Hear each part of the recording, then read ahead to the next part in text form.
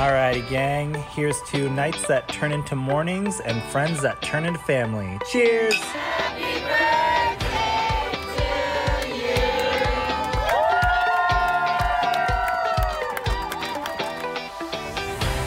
Hello. Welcome to the Friendship IRL podcast. I'm your host, Alex Alexander, and each week we explore what's working and what's not in our friendships, community, and connections.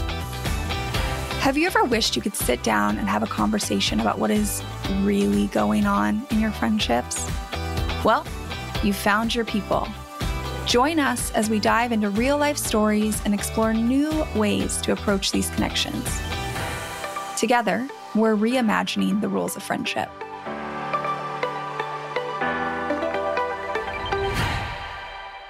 Today, we're diving into a topic that's woven so deeply into the fabric of American society that we often don't even notice it. Individualism. But what if this cornerstone of our culture is actually costing us more than we realize? Our guest today is James F. Richardson, a cultural anthropologist who spent 2 decades studying American society. In his new book, Our Worst Strength, James challenges our approach to individualism as a way of life. Now, I read the entire book, and it was just really interesting to notice what came up for me. There were times where I was nodding my head vigorously in agreement. There were also times where I wish I could have just sent James a message and asked if he wanted to have a little debate. But the thing that was the most eye-opening for me was realizing how deeply ingrained this mindset is, because there were moments where I found myself defending individualism in my head. Even though what I was reading, I was thinking, well, I don't actually know if I really like that that's how we live. I simultaneously was like, but I don't want it to change. It was really an interesting conundrum. Now, another thing that makes James's perspective particularly fascinating is his experience of living in South India for 3 years, immersing himself in Tamil culture. Now, if we look at the individualism to communal spectrum, Tamil culture is a society that sits very, very far in the communal side. So let's jump in. Today, we're going to explore how individualism has seeped into every aspect of our lives. What are the hidden costs? And most importantly, how can we begin to shift this paradigm? So let's dive in. Hi, James. Welcome to the Friendship IRL podcast. How are you doing today? I'm good, Alex. Thanks for having me on. I'm excited to talk to you about friendship and maybe, just a little bit different take than actually I think I've ever had on the podcast. This is going to be good. I'm excited for it. I sat down and I read this entire book. Thank you. And that is not a quick task. We're like over 300 researched pages here. James has a book, Our Worst Strength, American Individualism and Its Hidden Discontents. James, can you tell me a little bit more about yourself and your book? So I am a refugee from academia. I'm a cultural anthropologist. I left academia early, went into market research, and then for a variety of reasons transitioned into doing a strategy consulting, management consulting for early stage food, beverage, consumer brands to carve out a business for myself. Basically, I have 2 careers going simultaneously. I've got the one that makes the money in consulting. And then I've got my other passion, which is nonfiction writing. I have a Substack that I write every week that keeps me motivated. What's the name of your Substack? Homo Imaginari. All right. Okay. I'm going to have to check that out. I haven't seen that one yet. Yeah. The title of that is meant to provoke people into thinking about the fact that, especially Americans, that it's this big imagination machine up here which gets us into a ton of trouble. We like to think about the upside of imagination. That's the easy part. Yeah, and maybe not all the places my brain is wandering at 3 a.m. that it has absolutely no need to go because yeah, it's just creating trouble for itself. I talk about that actually on the podcast a lot, how our brains create a lot of trouble for us.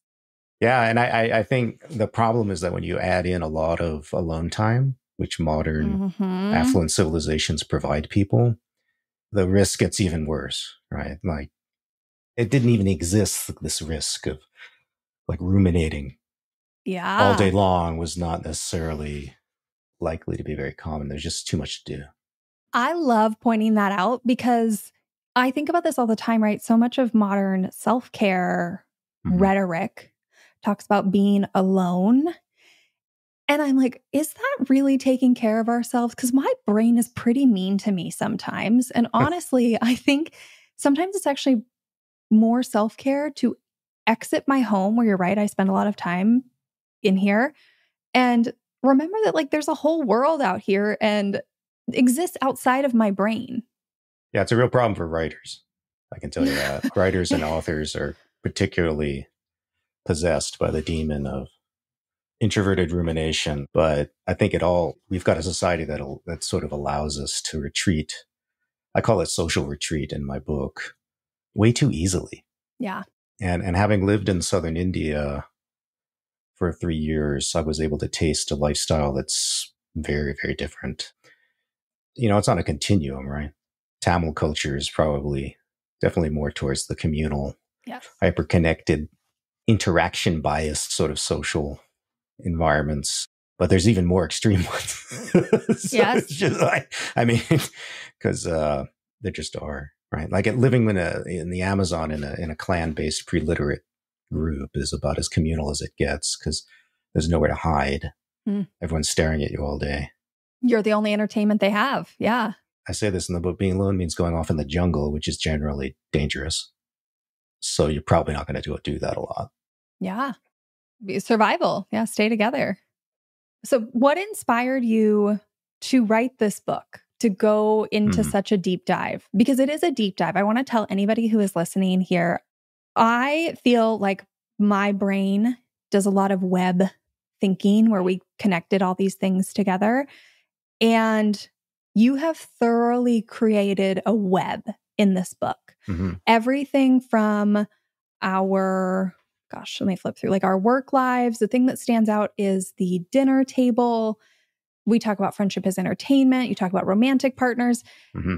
You really leave this end picture where I think somebody would close this book and just be like, wow, I didn't even know my brain needed to connect the dots on all of these things, but it did. So what inspired you to write this? The topic has been bouncing around my head. It erupts throughout my life. It did in high school, and it did again in graduate school. Especially when I came back from India, I had a lot of culture shock for about 6 months. And so that I was like, I had to re-engage with, okay, we have to do this American thing now. I dreaded it, Alex. I have Asperger's, so I don't really fit into big group settings in any culture. It doesn't really matter. But in America, we put so much responsibility on you crafting your own social world that it's just exhausting being an American. I was much more relaxed in India. I kid you not, by many orders of magnitude. Yeah, I'm not shocked by that.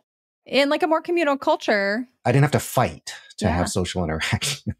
Yeah, in a more communal culture, they kind of just like scoop everybody up. Pretty much. Like, okay, we're doing this thing now. Come along. How are you doing? What's new? Right.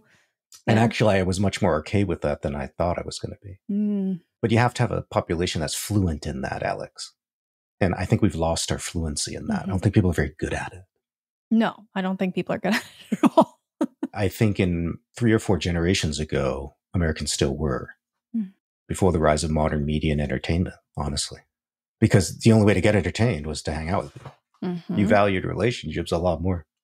But the book is this theme about Americans love to talk about freedom, liberty, rights, but you'll never hear Americans go on and on and on about responsibility, obligation, personal sacrifice. It's deprioritized in this society. There's no other way to put it. And you can infer that by just the absence of it in our talk, right? As a social scientist, I think we have a knack of sort of seeing through the assumptions that people are making about their world that they're clearly acting on, but they're not aware. And so the superiority of individualism as a way of life, in other words, a way of life in which personal autonomy is the number one priority for the social structures. So we kind of hang back and we let people do their stuff. And then if we have to come in and enforce the rules, we'll do that really late in the game. Right? Yeah. The guy gets pulled over for a speeding ticket was probably speeding for months or years before he got a speeding ticket. Definitely. We haven't set up the society with a camera every 100 feet. We could get him in the first or second speeding event if we did that. So we're obviously not super concerned about speeding. No, I mean, in fact, like the answer there for if you see somebody speeding is either he's a bad person for speeding, right? Again, put it on the individual, or right. Out of control, or he has something important to do right. that he must get into, which again, individual versus right. prioritizing the communal safety. Yeah. Right. The fact that he's speeding because we let him get away with it, we don't want to dwell on that because it makes us look like a bunch of putzes. No, seriously. Mm-hmm. But the reality is this is what reveals priorities in societies, right, is what's enforced. Mm. And then how enforcement happened. And we enforce really late in the game in modern urban America. And that's to allow people, we give them the benefit of the doubt. And we also want to free people up to, I'll be honest, bend the rules. Mm. Capitalism as a system of labor and value production really wants you to break as many rules as you can get away with.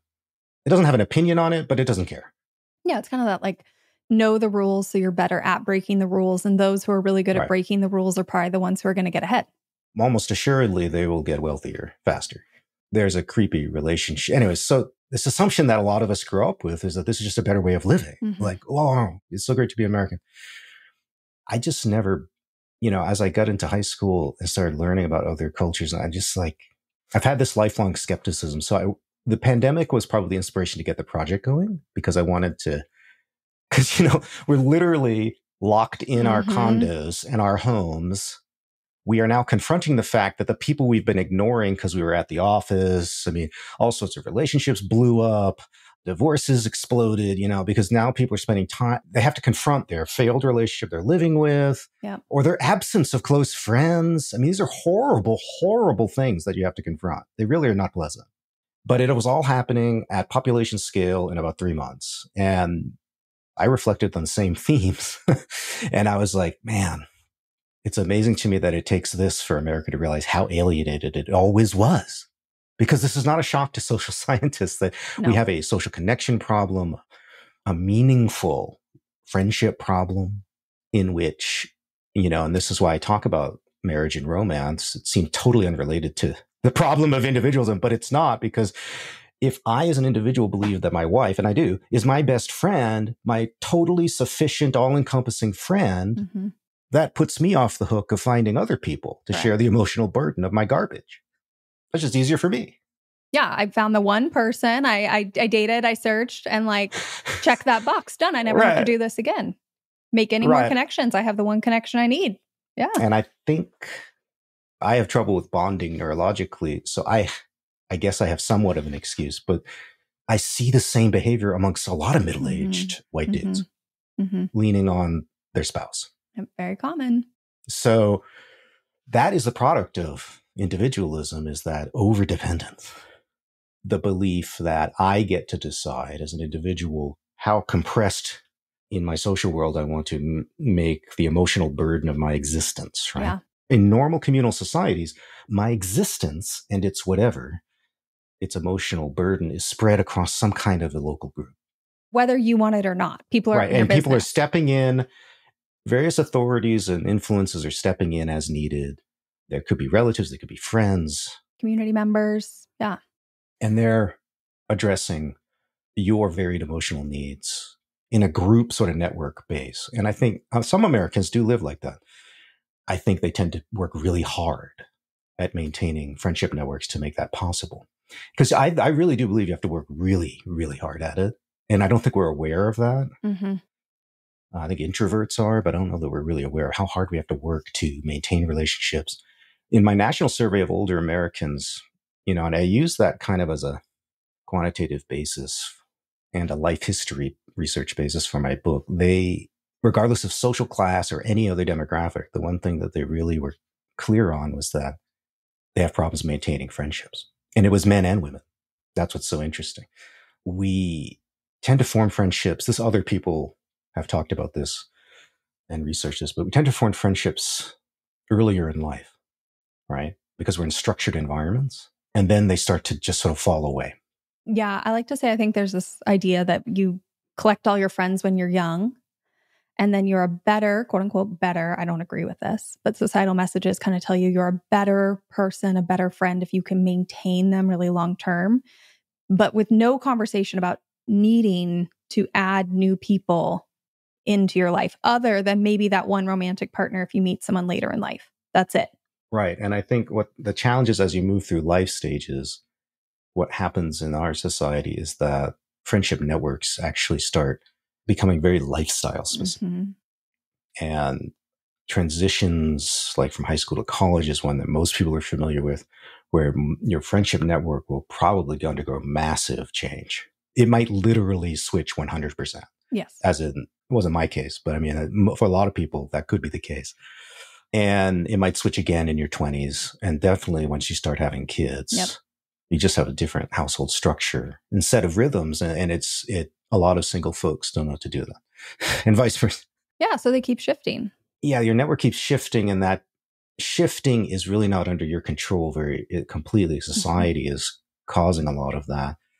So there's structural reasons why maintaining friends are hard in these kinds of urban societies where the individual is moving around and moving through life stages at different speeds than other people, mm-hmm. right? That's the key, right? Everything's delinked. So I might have a group of single people. Like this was true for me in Seattle. When I lived there, I was into mountain biking, made some friends, mountain biking, but then I settled down, started having kids. And so that just sort of separated me.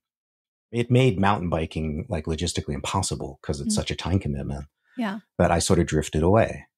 And it was hard. I had to actually years later go back and reignite an old friendship. Yeah. Yeah. Put the energy in. Right. I had to go force it because I realized this is just crazy. There's no reason we can't hang out. Correct. Just because we're not riding together. Yeah. You have to build kind of a new version of the friendship outside of that group, probably. But it doesn't, that's what I mean by it takes work and mm-hmm. a lot of intentionality. Like when you're an exhausted parent, like me with 2 little kids, it's like the universe is not helping you do that. The society is not really helping. No, yeah. The U.S. is not structured that way. I talk about that all the time on this podcast. Because it doesn't prioritize social time. Unstructured, amorphous hangout time. You stop getting that after college, pretty much. Unless you as an individual see it as a value and prioritize it. In his book, James talks about how he has done a nationwide study on the social habits of older Americans. So if you're like me and he just mentioned older Americans and your ears perked up and you thought, what does that mean? I want to tell you from the book that his study was ages 47 through 76. That's what he is classifying as older Americans as far as the research goes. Now, something I did notice while I was reading the book, while we're talking about these things, is that there are certain very individualistic situations, traits, habits that are mentioned in the book that I know are normal. Like I experienced these growing up, but I do feel like the general pulse in my generation, I'm a millennial and younger, is I don't want to be this far on the hyper individualistic end of the spectrum. Like, what can I do to not do this? How can I inch myself even 6 inches closer to communal? And in doing so, a lot of people are willing to, probably like you, because you're here listening to this podcast, these are changes you want in your life. They're willing to do some things. They're willing to make some shifts from the way we are very used to operating. Something that really stood out to me in this part of the episode was James talking about this idea that when you have a family, you kind of close the door on everything before. And I'm always having the same thought about this every time, which is basically that because we are so individualistic as a society, we are not used to integrating in these big gatherings or community spaces or bringing together people who have different fact patterns, right? It's a lot of people have a family and they want to find more families. There's nothing wrong with that. I think you should add as many families to your community as you want. But I think the reason we look for that is because we don't quite know how to integrate people who don't have the same fact patterns, because we're not used to it. We're used to seeking out these very specific people who match our current season of life. So if you're somebody who wants to inch yourself closer to communal, I have this thought for you, which is that the only way we're going to learn how to integrate is by trying, by practicing, right? Part of the reason, if you are out there and you are a parent and it feels like it's hard to invite your childless friends around, is because they maybe don't know how to act in that setting, because we're not putting ourselves in settings where we're all mixed together with a bunch of different life fact patterns very often, because we can self-select into spaces where we are very comfortable. And so if you want more of that communal feel, something you can do is work through the discomfort of bringing different people together and getting comfortable mixing. Give it a try. Invite together people who maybe don't live the same day-to-day as you. You talk about this in the book, right? And you just mentioned it, that people hit different life phases at different points, different ages. Yeah. So you are right? You could in fact be someone who stays, let's say, in that bar hopping party scene For 30 years. Yeah, you could still in Seattle, be there. You just don't stop. Yeah, you could be there for forever if you wanted. And other people might have moved out of that scene, have a different priority now. And you might feel like your friends are dropping like flies. Yeah. Because they're not coming to do the same activities with you that they did before. Yeah, because your ultimately lifestyle trumps loyalty to a prior friend. And we don't want to admit this because it's kind of a dark truth. Mm-hmm. But your current lifestyle is going to dictate the people you really are hanging out with the most. Yeah. And it takes work to find new ways to spend time together with someone outside of the context you're used to spending time with them. Right. And we don't, like I said, once you get past childhood, high school, or once you leave a local geography where you were embedded since birth in a social network, once you leave that, in America, you don't really, you're not going to bump into another structured setting, potentially work, but work is very transient and weird nowadays, right? It's not as intimate. You're not going to actually get that much clock time with people. This is what, friendship researchers have studied, how long it takes. I actually despise the 200-hour to make a friend stat. I never want to use this. I always try and stay as far away from this. And here's why. I get it. It takes 200 hours to feel close to someone, like you trust someone, like you know someone, like they are a friend. But in that 200 hours where you are squeezing in 30 minutes here, an hour there, 2 hours there, one weekend here, in that 200 hours, while you are working up to that, there are all these little milestones that are happening that are meaningful. I get it. They might be a new person in your life, and so it might be a little awkward or new or uncomfortable, but it doesn't mean it isn't fulfilling necessarily. So an example of this would be you just meet someone, you've hung out a couple times, pretty simple, right? You're at 3 hours. But when you get together with that person, every time you leave, you find yourself thinking wow, they just really get me in a way that a lot of other people in my life don't right now. That is valuable. Even if you're at 4 hours, even if they're not the first person you call or your most trusted person, that is valuable. It could be somebody who shares a similar passion, or if we're thinking of my last narration, it could be that you and your family, you've met a new friend, a work friend who maybe doesn't have kids or has kids but doesn't have a partner or is a different age, whatever. And you've brought them together and it just feels easy to integrate them with your family, to hang out in the backyard for the day. That is valuable.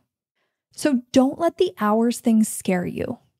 Instead, appreciate the moments that are there in those 200 hours. Focus on that. Because the thing is, the more that you focus on what is there, the more likely you are to engage with that friend, reach out to them, connect with them, initiate, or accept an invite they give you, and reach 200 hours probably a lot faster than if you're so focused on the fact that you are not at 200 hours. 100, 200 hours is actually a lot if you're, working 40, 50 hours a week, trying to do some, have chores and other stuff. And you actually prioritize media consumption more than hanging out with your friend, right? Because you're going to devote a whole bunch of excess hours. But anyways, like meeting people is a big, like just connecting live with people in urban America is like this weird scheduling process. When I went to India and saw people who would just basically live in these neighborhood worlds, there's no scheduling. I mean, you just go out. It was just known that people would be appearing in certain places, the coffee stall or tea stall or whatever. And you just showed up. Right. And you could count on a certain rhythm. Right. Somebody you knew would be there. Or many people you knew. Yeah, a whole bunch of people. But you didn't have to sit there and like, my gosh, I have 3 friends and I now must schedule them and see if I can, the time it takes to get to 100 hours is crazy long. It's months and months, Alex. It really is, especially, which kind of leads us into something I really wanted to talk about from your book. You have an entire section talking about how many Americans use, I think use is a good term, friendship as a source of entertainment. And you have this line in your book, and I'm going to paraphrase it, so hopefully I get it close enough. But you basically say that we are out here scheduling friendship just like we would concert tickets. And I read that. I was like, wow, I love how blunt you are. I love how direct you are.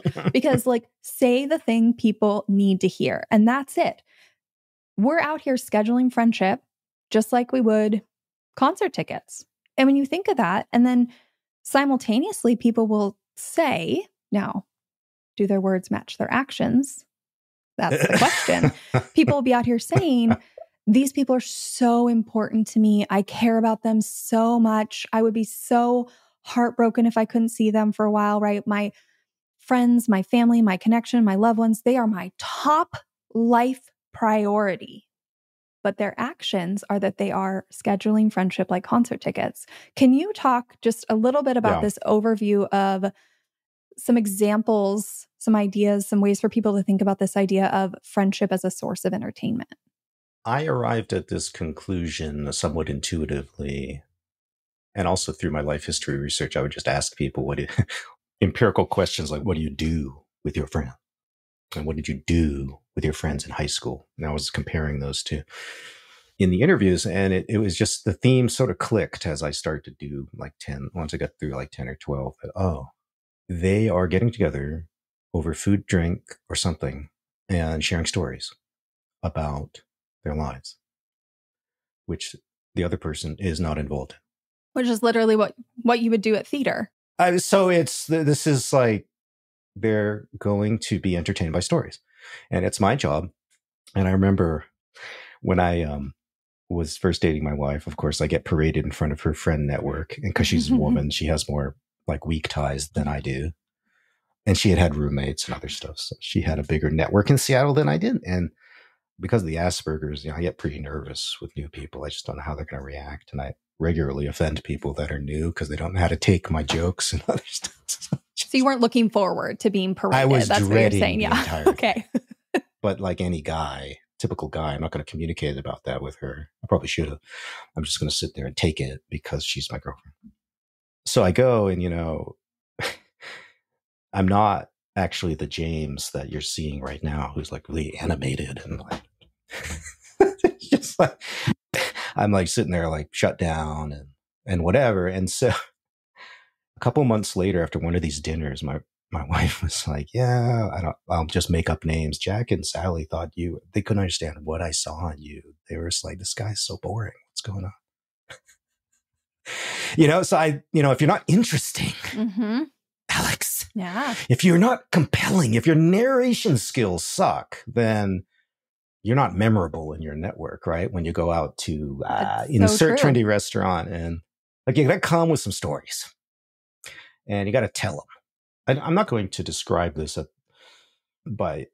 I don't, as some kind of real competition. I don't know that it's really consciously competitive the way that, although sometimes it is. But I don't think for most of us it really is. It's just how we relate is that we don't see these people a lot. And so we put under this box of catching up, right? And the catching up is a box of stories. And I swear, if you recorded what you do when you go to these things, all of us, you will find that you are editing an interesting, you're trying to edit a tale. Oh, yeah. You're not just, well, I might be rambling, but that's because I'm weird. But like, most people try to say something impactful. Especially, actually, I'm just thinking, so before this, I had lunch with a friend and we had an activity together. We had done something together, work related, and then we had gone to lunch. And I remembered that I had not told her kind of a life update. I talk to this friend quite regularly, but I had a life update for her, which is, I don't know what you're into, James, but it's that I got Taylor Swift concert tickets. And this happened That's weekend. a huge achievement, apparently. Thank you. It is. That's like getting tickets to the Olympics. I've been trying for a year, so it's a big deal. And I have now, it's been a week and a half since I got the tickets. So I have told this story Of how you got them. of how I got them to many people because some of my closest friends have known how long I've been trying to get these, right? Like I didn't want to just post about it on the internet or do whatever, or not tell them and have them see that I was there. I want to tell them. So they all want to hear the story. So I have told this story at least like 12 times now in the last week and a half. And you are so right, because at this point, I have that story down perfectly. I know the exact moments to pause for dramatic effect. I know the exact moments to, there was a moment where we thought that the internet had dropped and we weren't going to get the tickets. And I get really dramatic for it. It is literally a performance. Yeah, well, I do it too. Everything in the book, like you're talking about with your example, it's a book about me as well. So I think this idea that we are, I didn't go into it in too much detail, but a lot of those stories are very American tales of individual achievement, like the one you just mentioned. It's like, look what I pulled off. Because that's what's entertaining at the bar. They don't want to hear, unless it's literally your BFF who's in the exact same lifestyle tribe, they don't actually want to hear in that kind of public friend group setting about the fact that your husband isn't helping with chores or something. That's like a super private kind of conversation. It's probably going to be on a cell phone or Zoom. That's going to be with probably one person in your whole life. Right? Well, no, not for me. But for a lot of people, I think you're right. But I will say, even if I tell that experience, we'll say that's an experience instead of a story, you're right. The way I would tell that to a friend is not this big, dramatic, exciting story, right? I'm just thinking even like the tone I use, the way I'd be like, oh, well, so I'm really having this problem and I don't know what to do about it. Like, right. So confessions are a genre of story, if you really think about it, but they have nothing to do with America as a cultural entity. They have nothing to do with a culture of hyperachievement. Confession is ancient. That's a lament, right? I mean, that's literally, it's grief, right? I mean, it's related to the same thing. It's the same thing. So those stories too, those are really ancient. But notice how we don't actually spend a lot of time doing stuff like that with our friends. We spend most of our time telling these kind of interesting stories. The desperate desire to be interesting is very individual. Well, and I would say if you do the lament type story, the flip side of that, right, is in America, a lot of people won't even tell them, number one, because they'll say, oh, I don't know if my friend has capacity for that. Again, so focused on the individual and what they have capacity, like whether they can actually listen to me. Some people will ask, do you have capacity for this? Yeah. And then if the whole hangout is just sharing these laments, a lot of people will leave and be like, I feel drained. Because you're right, it's not some exciting, positive, happy, hyped entertainment story. You've like asked for some emotional labor from the other person. Well, yeah, a real relationship. Correct. Alex, that's what you're at. So, I mean, I remember when I was super depressed in Seattle before I met my wife there was like a 6-month period where I was round number 3 of like clinical depression because I was just alienated, not finding anyone to date. It was just a nightmare. Work was going okay. And I got invited out to somebody's birthday party in my little singles group. And I just couldn't fake it. I just couldn't fake the fake smile. I was just literally looked like a depressed human. And so they caught on. They noticed like, hey man, what's wrong, James? And I just, in this country, you'd not actually encouraged to answer that question honestly. And so I just had to leave, right? There was no communal reaction to, no, you sit down, you tell us what's going on, right? Because they didn't care. You have to have a really strong friend group or friendship to have somebody do that. All I can say is that in India, what I saw was people had much larger groups of close friends. Yep. And I mean, these are people they spent crazy amounts of time with. But they also, I think they were treated better by weaker ties. Well, yeah. That was my perception, at least. Yeah. The weak tie relationships in the U.S. are super weak. Are abysmal for most people. So I think the challenge is that, and the thing you just hit on is really important. When you're hanging out with friends, you can't go negative. Everything's got to be positive. Even the negative. So even if you're complaining, and I love to do that, even if you're complaining, it's a virtuous story of achievement, right? So I love to tell stories with friends and my wife, who just tunes them out at this point. But I love to tell stories of my great victories over the evil, insensitive, horrible phone bureaucracy of some utility or something. I love to tell those, but really I'm just whining. But I always tell it in the American story of the individual fighting the evil bureaucracy. I mean, that's the genre. Yep. And look what I did to screw him over. That makes it acceptable, Alex. Then it's okay. That's good whining. What's bad whining is, unfortunately, I'm depressed in anything related to that. I can't stand my boss. I don't know what to do about it. Yeah. And if we can dwell on this, the reason Americans don't like the negativity is not because they don't like negativity. I really don't think we're that shallow. Because remember, this is public behavior. I would agree with you, but I'll let you keep going. We're public behavior. Yeah. In those public meetings with friends, we want it to be entertaining. We want it to be positive. We want it to be tales of achievement, something to put a smile on our face, and a true lament if it's dropped at Applebee's, right? Right. An honest to goodness problem. Now, Americans treat that as, oh, wait a minute. You just grabbed my neck and yanked me into your personal problems. And when you do that, I, as a human, I'm obligated to now help. And I don't want that obligation. Yeah. I don't want the obligation. That's what's really the problem. Yes. So I don't even want to know. Don't tell me. It's like, don't tell me about your problems because then I have to help. And for anybody out there who I guess is thinking like, oh no, not me. I don't like, think about the last time this happened to me recently. Somebody told me when we were hanging out that they were going into the doctor because they were a little nervous about a medical problem. They were hopeful that it would be fine, but they didn't know, right? And even her opening up and telling me that, now I feel like I need to check in later and ask if she's okay.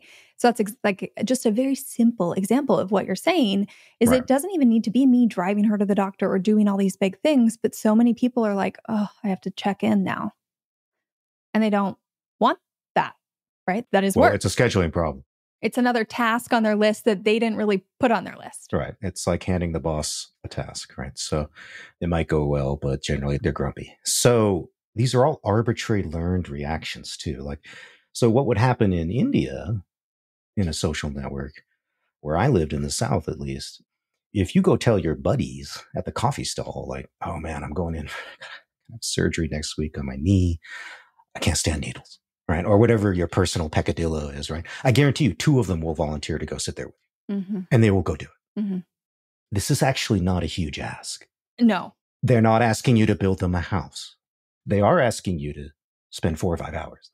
And see, that even that is too much. Yes. For most people, I mean, so we talked a little bit about this when we chatted on our discovery call, but the thing is, like, I am that person. I do that to the point where I actually a few years ago had to kind of scale back a little bit because I a little bit was like, maybe I do need to not be just yanked by other people's lives all the time. Like I was doing it so much, James, really to an extreme point. that I did need to, for my own like mental health, need to scale back just a little bit. But I guess the thing I want to say is for anybody who does want to do that in American culture, if you hear your friend say, I'm having surgery, and your first thought is, I would love to come sit with you. As the person who has done that dozens of times, it is such a fight to then get the person to even say yes. And so I get this all the time when I talk to people, because people will say, like, how did you get your friend to do that? And I'm like, I kind of beat them over the head with it, quite frankly. I repeatedly, had to fight. I had to be like, somebody should sit with you. You should not be alone. Right. Let me come sit with you. Nope, I really want to come sit with you. I have to text. Well, you I have risk to follow up. Alex developing a reputation as a busybody. Oh, 1,000%. And as a potentially manipulative, or my favorite American psychobabble term is codependent. Mm-hmm. Right? It's like, how dare you want to support the closest people to you by being co-present with them when you must be codependent. Mm-hmm. Like, you obviously have no sense of self because you have to constantly be helping people. Mm-hmm. That stereotype of the overhelper is really one of the most bizarre. I mean, just from a cross-cultural perspective, is so bizarre. I can't even begin to describe it. I don't want to jump into the feminist third rail, but this is a huge debate inside feminism, right? Which wave one was very much about. The wave one is, you are no longer a doormat to men. Yes. So your number one word is no, right? And obviously this creates a jarring effect amongst misogynist males, right? But now we've got other debates, which is sort of, well, wait a minute, we need community, we need relationship. Mm-hmm. So it's like, we've got to have people, and it has nothing to do with gender. We've got to have people who are willing to sacrifice a little personal time because their friend needs them. I think in our culture, though, we rely on that friend to say, and this is the real fatal flaw of individualism that I've experienced in my own life, and I see it everywhere, is we rely on them to go like this.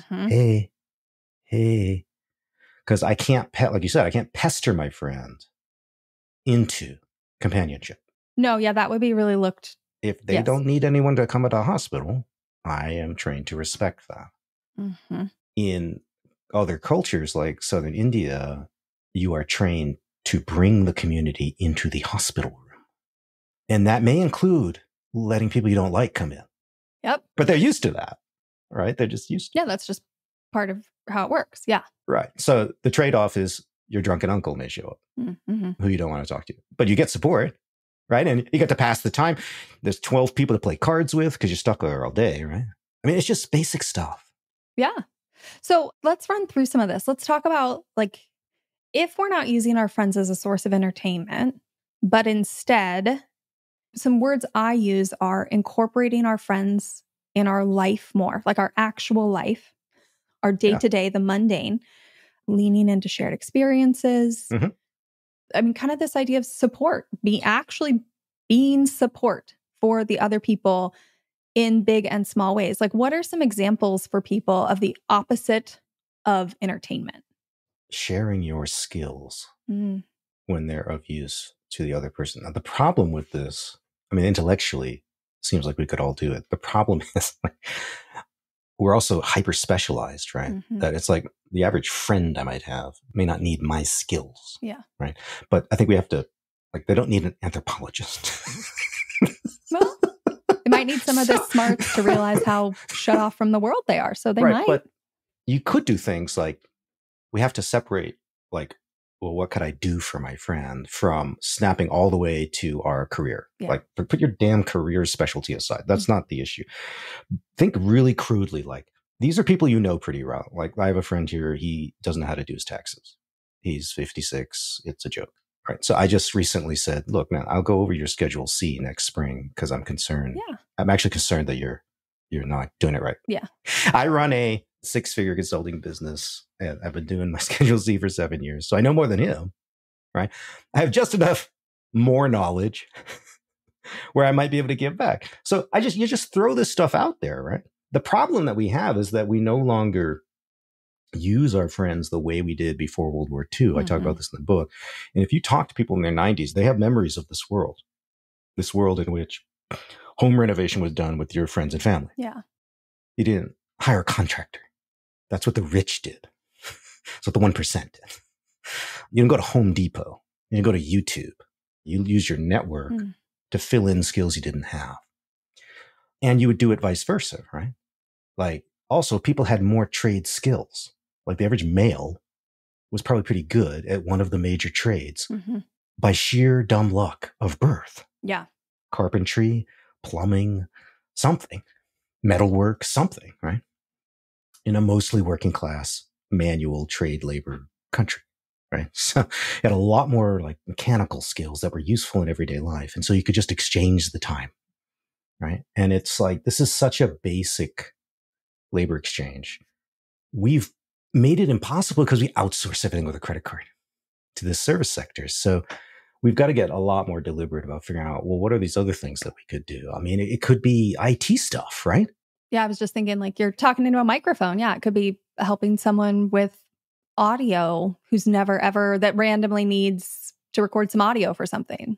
Right. You're at dinner with your friends telling your interesting tales, and you learn that your friend is having problems with their computer because they inserted that into some story they were telling, and then you could just raise your hand and offer. So I think we have to work harder at offering the help, because people aren't asking for it in this kind of society. But they will take it occasionally if they think someone is sincerely trying to offer help. But I agree, it's a battle to get people to let you help them.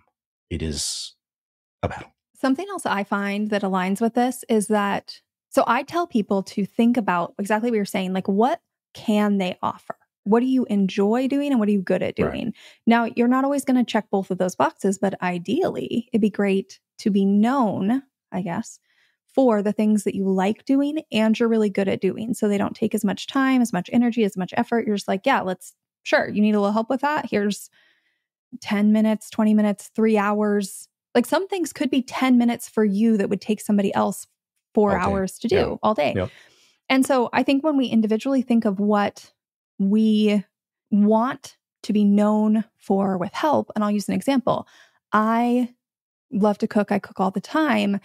And at this point, I would say with people, I'm like known for always having a good recipe that fits a specific situation. So if somebody messaged me and was like, hey, question, I have 6 people coming over for dinner. 1 person is vegetarian and I'm not going to have time to cook all day.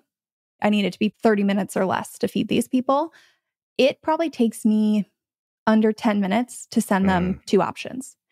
And that person would have stressed about it for hours. And so I think that once you become kind of known for something, it makes it easier for people to ask you. Right. So the whole point of this being, if you as an individual think about the things you can offer up pretty freely and then start talking about that, start offering it, kind of become known for those things, people will ask more. Right. Because they're now getting a signal that, oh, I'm not bothering her. Yeah. Or like, this is something that actually is pretty easy for her to help me with. Right. Right. Anyways, I think the opportunities are there. And I do actually agree. SMS is like a brilliant technological innovation for this kind of quick help. It's genius because it has this built-in low obligation for time commitment. Like text exchanges don't usually last long, right? You know, a phone call, now I got to tell a story. Yeah. So that's what's beautiful. The SMS is like super utilitarian help, you know, which is occasionally exactly what you need. I mean, it's either that or type it into YouTube, like you said, but somebody might be able to just actually give you an answer or firsthand experience. I mean, YouTube is great for hyper specialized things that you'll only do once in 20 years, like fix your own dishwasher. I've done it once. I'll probably never do it again. So it just, at that time, we didn't have the money to pay $300 to have someone come. So we just said we have to waste a day doing it. But again, it was the husband and wife doing it. I didn't like call a friend to come over and waste his day. So there's something else that you touched on earlier. I want to hit on again, just a little bit, because I think it's important. I had this question written down to talk about, like, what do we need to overcome to start integrating ourselves into each other's lives more? So instead of entertainment, actually being a part of each other's lives, we just talked about this idea of asking for help. I think that's great. But earlier you talked about depression. We talked about kind of this idea of like leaning in when a person is struggling. And in the book, you talk quite a bit about this. It sounds like because you've had your own journey with depression.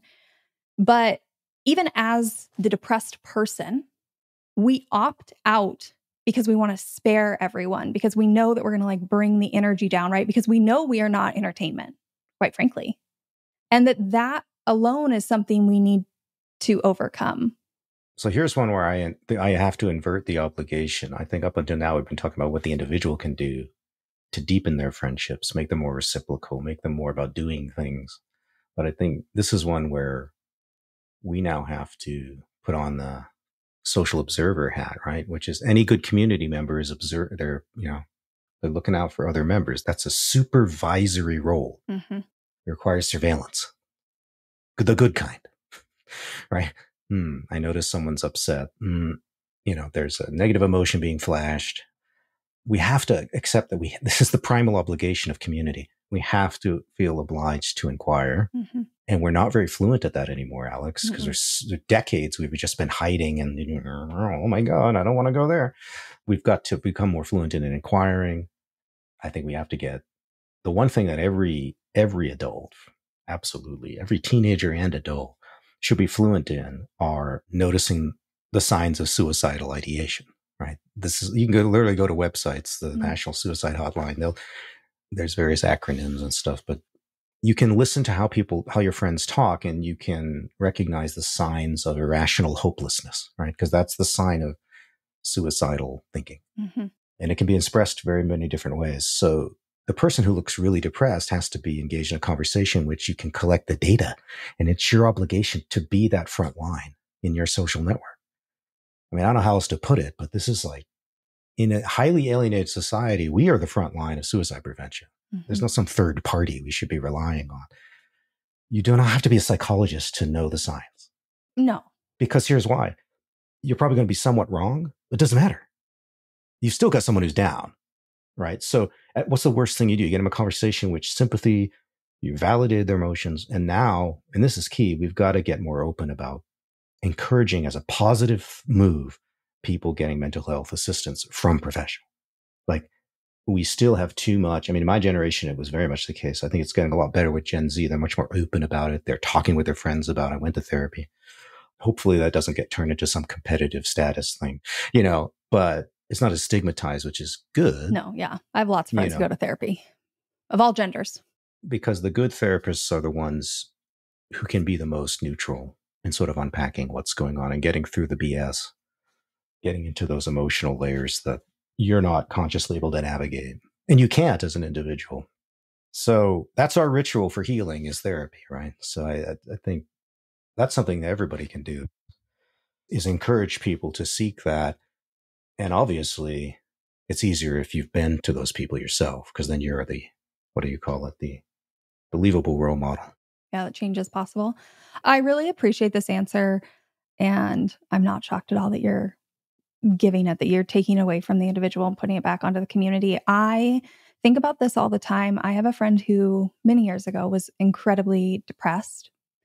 I'm going to try and anonymize this as much as possible. We were all very worried about them, to the point where a variety of friends, right? And this is where were we gossiping? People, check yourselves. What do you mean? Because what started happening, because we're a group of friends, was a lot of questions like, hey, are you worried about them? I feel a little worried about them. Are you worried about them? And kind of starting to sound the alarm. And what happened is, and the reason I want to tell the story is that everybody was aware. And a lot of times what will happen, especially in like a group of friends, is that it will get put on one person.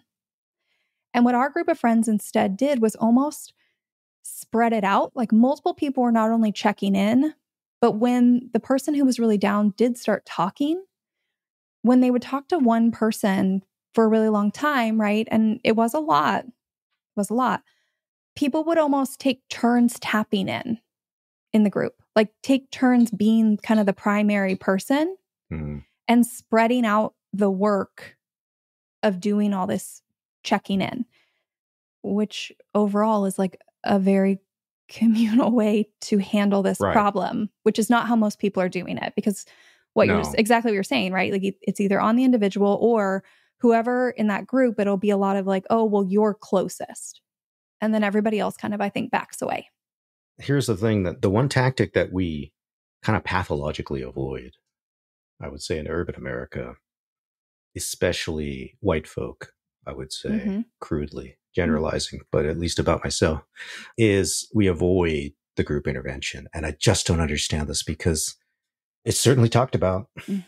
I mean, in these kinds of backstage conversations that you're talking about, it gets brought up, right? It almost never gets acted on. And again, this is a uniquely American problem, because we just don't even know how to approach it. Like, how would we have the group intervention in a constructive way? No idea. Oh, they won't like it if we surprise them. They'll get all upset. We don't want to deal with the upset. Of course they're going to get upset. You know, that's my first response. It's like you're breaking down their walls of bullshit, which is another American problem, the privacy veil. Yeah. You know, you're having to rip it off. And that's best done in human societies in a group, not a group of two.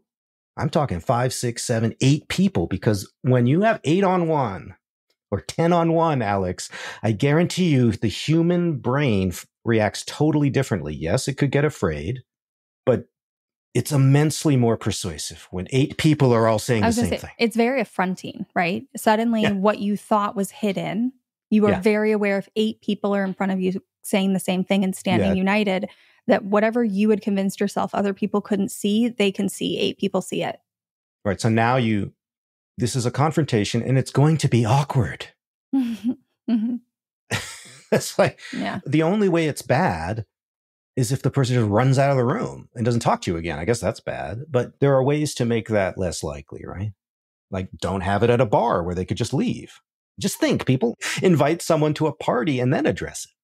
Have the group over for dinner and then address it. Feed them. Water them. Then confront. Well, however you want to stage it, but we've got to do this more. This is the problem, is that in individualistic society, we're really, really amazingly good at getting rid of one annoying person. Oh, yeah, that's just you. Well, friendship's disposable, right? So to wrap up today's episode, if there was one thing you wanted to leave anybody listening with, whether it's about your book or just about our conversation today, what is something you want to leave people with? Don't stop adding friends into your life, because our society is kind of it's deleting them every 10 years, right? This has to be kind of a separate part-time gig, you know, and I've learned that way too late. Yeah, because when it gets really low, it's harder to rebuild. I did build my support system at rock bottom, not mental health wise, but like I had no support system, right? I was a kid that had nothing. Yeah. And I tell people all the time, that is the worst time to be trying to do this work and teaching yourself this. Like, do yourself a favor and never, ever do what I did, because it's awful. Right. But your background is precisely why you're probably more fluent in all of this, because you would have absolutely nothing. Correct. Whereas I was too many of us, right, you were desperate, desperately alienated. There's too many of us who are kind of flopping around in this awkward delusional confidence that we have a real social network. It's okay. And then the problem is that our society will often, with a couple nudges or pushes, can put you in a situation sociologically where now you're hosed. And one of the worst is that you have a sudden death of your partner. Oh, yeah. Because we put so much on them. The level of partner grief now is like, to me, it's epidemic. Not because our partners are dying like the 19th century, but because we can't deal with the aftermath because we don't have the community. Yeah, because you're now truly an island of one. And you are over-dependent emotionally on this person. It's like bad investing. James, you and I could seriously dive into a million topics here. The partnership. For anybody else, when you pick up James's book, you're going to hear all about TV and media, which is something I've harped on in this podcast over and over again. So I'm going to close out by reminding everyone to go pick up Our Worst Strength by James Richardson. Thanks so much for being here, James. Thanks for having me, Alex. Now, I know I know for many of you, this was a very eye-opening, thought-provoking conversation. And if that was you, I want to encourage you to dive deeper into James's work. Check out his book, Our Worst Strength, which you'll find linked in the show notes, or go give his Substack a read for more thought-provoking content. Maybe you're like me and you're sitting here just thinking like, wow, this intense individualism has really done a number in our lives. Like, this is intense. And if that is you, I want to remind you that we can't change this overnight. Like, as much as I would love to just wave a magic wand and shove us all halfway down the communal scale and make everyone feel more connected and supported and have what they need, that's unfortunately not how this works. But the way we make progress is by starting to make small shifts in our own lives, by recognizing these patterns and consciously choosing to change our habits. If I do it and you do it, and maybe a few of each of our friends do it, that's starting to shift us, starting to create a ripple of change. So I want to tell you all something, which is that you give me hope. And I say that completely seriously, like you do. Every time you tune in, every time you reflect on these ideas and try to make even just one small change in your life, you are contributing to that larger shift. So keep noticing, keep questioning, keep making small changes, and maybe we'll see a change in our lifetime. With that, I'll see you next week. Thank you for listening to this episode of Friendship IRL. I am so honored to have these conversations with you, but don't let the chat die here. Send me a voice message. I created a special website just to chat with you. You can find it at alex.chat. You can also find me on Instagram. My handle at it's Alex Alexander, or go ahead and leave a review wherever you prefer to listen to podcasts. Now, if you want to take this conversation a step further, send this episode to a friend. Tell them you found it interesting, and use what we just talked about as a conversation starter the next time you and your friend hang out. No need for a teary goodbye. I'll be back with a new episode next week.